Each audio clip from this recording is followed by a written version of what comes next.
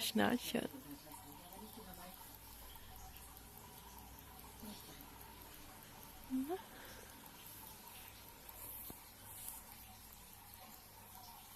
Richtig aufgeweckt.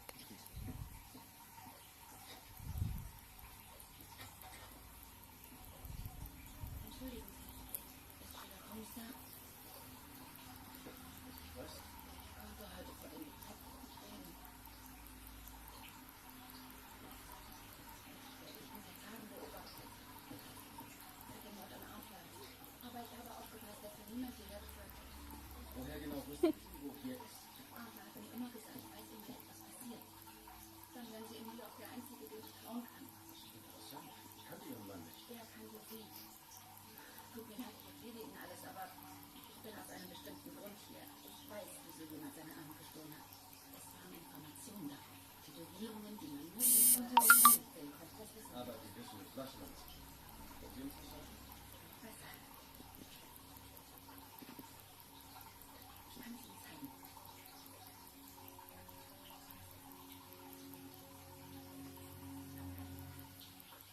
Es war vor etwas über 6 Jahren. Sie waren noch in London. Bist du Onkel? Ich hatte auch so gesorgt. Die CIA war aufmerksam geworden und deshalb wurde Arthur auf sie angesetzt. Man hat ihm gesagt, er soll sie im Auge behalten, eingreifen, nur Daten sammeln. Ausspielen hat er sie. Und es war ein bisschen komplizierter. Arthur war Analyst und man wusste nicht, was man von ihnen halten soll. Er hat sie passiert. Hat dafür gesorgt, dass sie verstehen, dass sie einer von den Guten sind. Ich weiß, wie das klingt, aber er mochte sie. Er ist, wo sie stehen und wenn er es nicht getan hätte, hätte jemand anderes es getan. Sie gehört doch gar nicht dazu. Warum erzählt Ihnen ein Analyst vom MI6 von seiner Arbeit? Am Ende wusste Arthur, dass seine Krankheit ihn manchmal irreführen konnte. Er fing an, mir Dinge zu erzählen, damit ich ihm helfe zu beweisen, dass er sich nichts einbildet, dass seine Theorien nicht verrückt sind. Ging es bei diesen Gesprächen auch um meinen Bruder? Wenn Sie meinen, ob Arthur mir erzählt hat, dass er ein Agent ist. Ja, das hat er. Ein klein wenig Quatsch, stimmt's?